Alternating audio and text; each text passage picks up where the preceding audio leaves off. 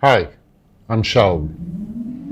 A friend of this channel named Greg devised an online calculator to evaluate the poppiness or the tendency of a lens to portray the three-dimensionality of a scene on a two-dimensional image.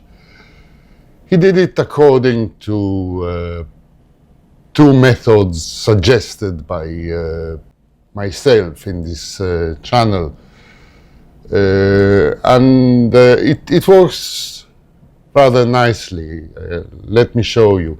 I will put a link to the online calculator in the description below. Anyway, it's a simple web page with 5 text boxes. In the first text box, you just fill in the name of the lens. It's an optional text box. You don't have to put the name of the lens in.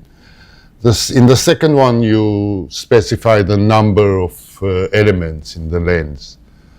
It should be available in the specifications on the lens, widely available online for each lens that is currently released, except some cinema lenses.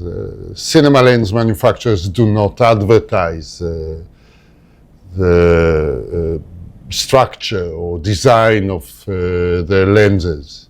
They keep it a secret for some reason or another.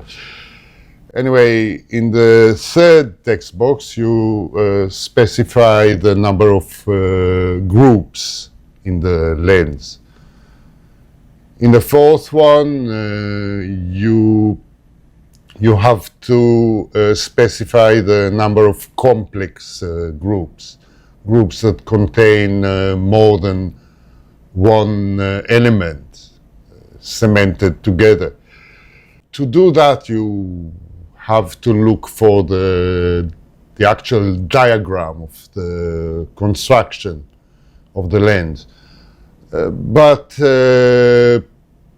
in most cases, it's only the difference between the number of groups and the number of elements. So only occasionally lenses contain even more complex groups, like triplets. But in general, the difference is enough. In the fifth text box, you specify the number of low dispersion or ED elements. It doesn't matter what type of low dispersion glass it is, whether it's ED glass or super ED or extra ED. There are lots of names to describe those glass types. But for the purpose of the calculator, any type of low dispersion glass counts. Then you simply press calculate, and the calculator will give you the characteristics of the lens, or anyway, an estimate of the characteristics of the lens by two different methods. The first method is a decision tree that has only 4 categories: flat, mostly poppy, and highly poppy. The second method is trying to be more granular and calculate a dispersion score, which is indicative of the poppiness or dimensionality of the lens. Any number below 0.14 would be indicative of a flat lens, or mostly flat anyway. Any number above 0.14 will indicate a more poppy lens, a more dimensional lens that should portray the three-dimensionality of the scene in a visible way. Numbers above 0.2 or so will be highly poppy, which means those lenses will portray the scene, especially organic scenes, in a rather three-dimensional way. Now, those methods are only an estimation. I would say that they evaluate the characteristic of the rendering of a lens at about 90% accuracy. There are outliers, especially in the wider end of the focal length spectrum. For instance, the lens filming me now is the Viltrox 35mm f1.8. It has 10 elements in 8 groups, 2 complex groups in the construction, and 2 extra low dispersion elements. It gives a dispersion score of 0, and according to the decision tree method, it should be mostly flat. Now, it's a sharp lens, I can't deny it, but it's not very poppy. Let me switch the lens and I'll show you the results of a poppier one. The lens filming me now is the Nikon G 35mm f1.4.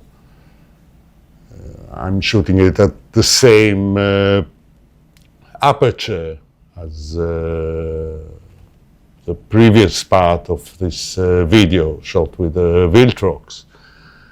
But I hope you can see the difference in rendering. This lens should be more organic. It should portray the scene in a more dimensional way, which, at least to me, is more pleasing. This lens has 10 elements in 7 groups. 3 of them are complex groups, and it has no extra low dispersion glass whatsoever. So it should be highly poppy. At least this is what the calculator says. Its dispersion score is 0.30, which reflects that poppiness. Let me know in the comment section whether you agree, whether you can tell the difference between those 2 portrayals. Anyway, why is poppiness, or the tendency of a lens to portray the world in a more dimensional manner important? There are some attributes of the image, aesthetic attributes, characteristics that cannot be easily manipulated post-exposure. One of them is the portrayal of the lens.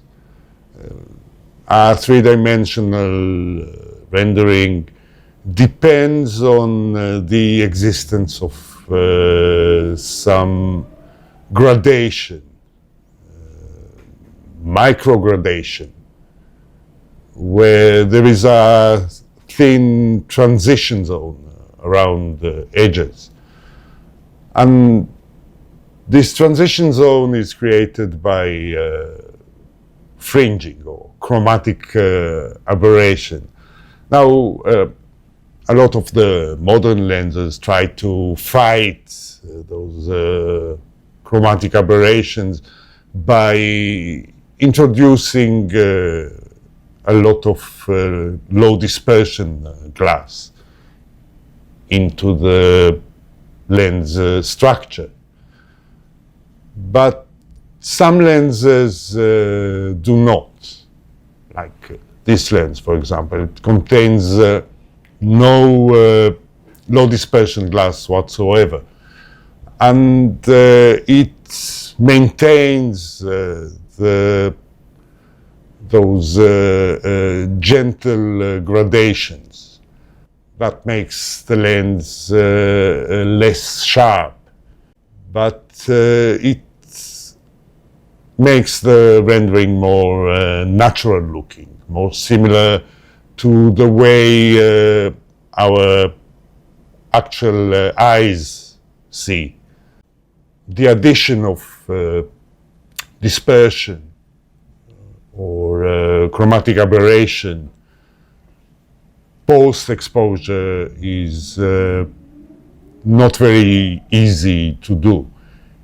It has been done in CGI, especially in the field of video games, to make the portrayal of the image more dimensional, more natural to our eyes. But in the film of photography, it's not a common practice. Labor intensive, time intensive. And I haven't heard of anyone trying to introduce those artifacts into actual images. Not to talk about video footage, which takes image processing to a whole new level. It is much more time-consuming and difficult to do, especially considering that the amount of dispersion you have to artificially add into the footage depends on the contents of the image. It is not something you can simply set and forget. Many photographers consider their job as collecting visual data. According to that approach, the highest quality data you can collect with minimum intervention is preferred, of course. So they are trying to capture as much detail in their footage or images. And they do it by choosing high resolving power lenses and high resolution cameras, maximizing dynamic range, maximizing sharpness. And I must say that the resulting imagery is very flat and neutral, uninspiring. But then they can add some contrast, some color in post-processing while preserving the detail and the dynamic range. This workflow makes sense, but it doesn't make sense in other aspects. It is time-consuming. Developing a section of footage or a series of images after exposure is a daunting task. There are professionals who do it as a job, but for a creative photographer, videographer, it's a waste of time, because most of the effect can be achieved right out of camera.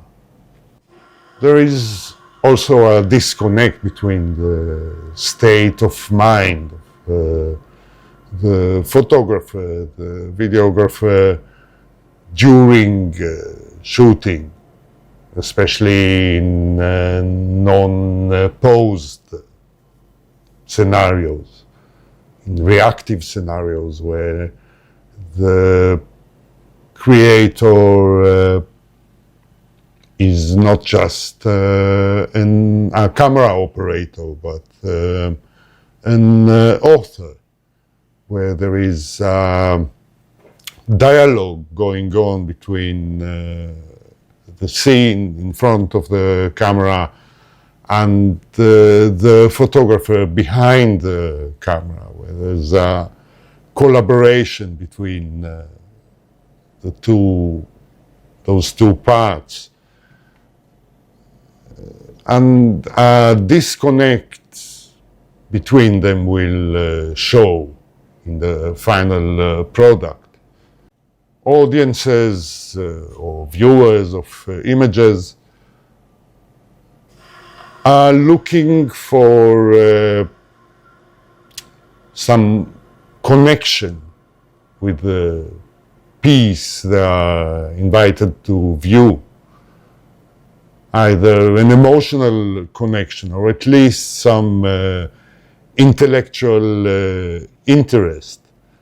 And that is lost when you cannot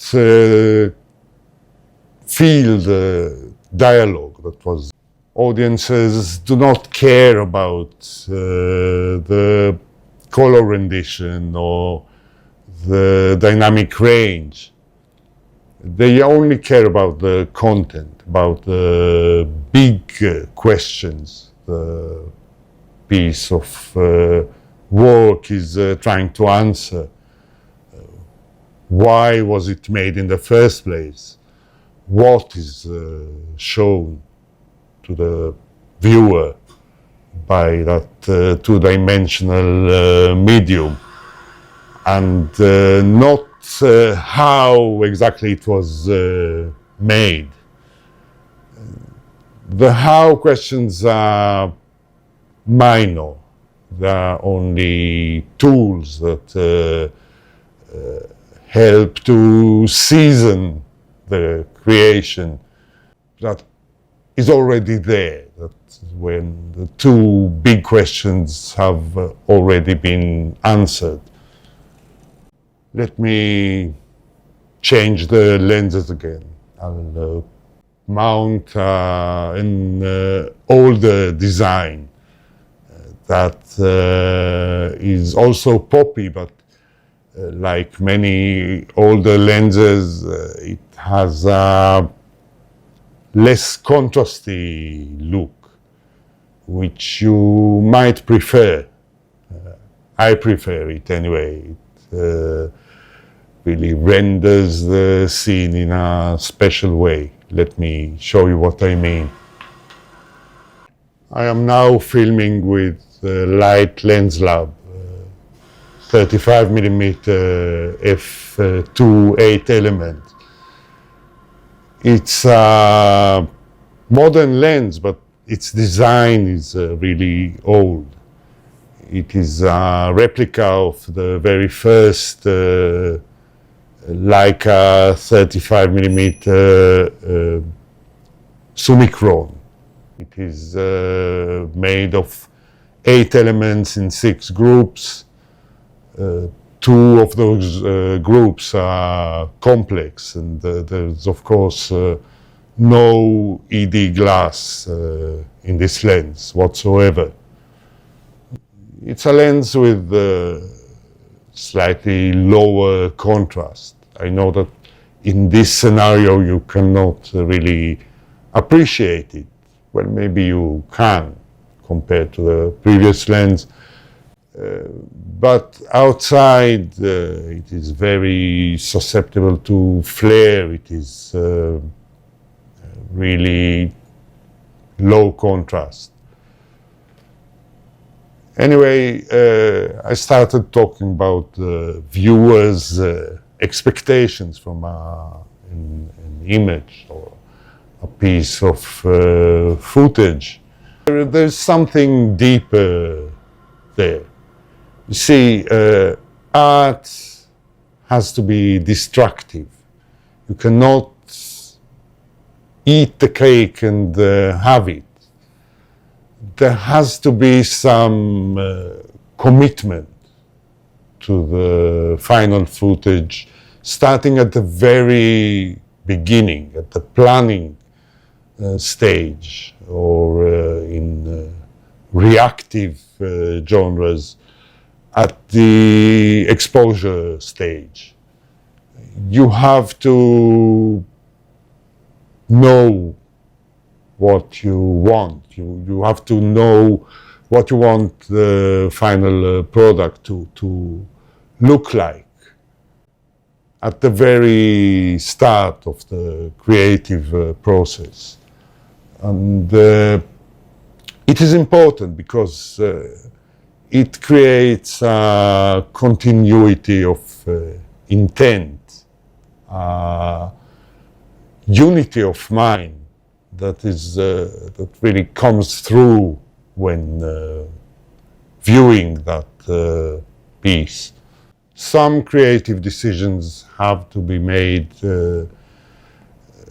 when choosing the gear you are going to shoot with. They have an impact on the final look of the art that you cannot really replicate afterwards.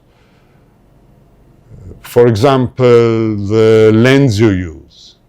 Every lens has its own characteristics. Every lens has its own way to portray the world around us. And I feel that choosing a clinical lens that is very neutral, that allows for much of those decisions to be made after the fact, after exposure, well, they miss the point, because there are some characteristics like the dimensionality that cannot be easily created after the fact. You need to sacrifice some detail, some sharpness, perhaps some dynamic range in order to tell your story in a convincing, in a compelling way that the viewer would appreciate. Otherwise, you might end up with something that is bland, something that feels uncommitted. The choice of the right lens for your work is important. Its importance cannot be overstated because it affects the emotional connection of the viewer to your work. Assuming you have something to say in the first place, assuming there is some story behind the work you are presenting. Calculators like the ones I am promoting here can give you a good idea of what a lens would look like. But to be sure, to confirm it, there is no shortcuts. You have to really look at a lot of samples of works done with that lens until you get the feeling of what it can do and what it can't.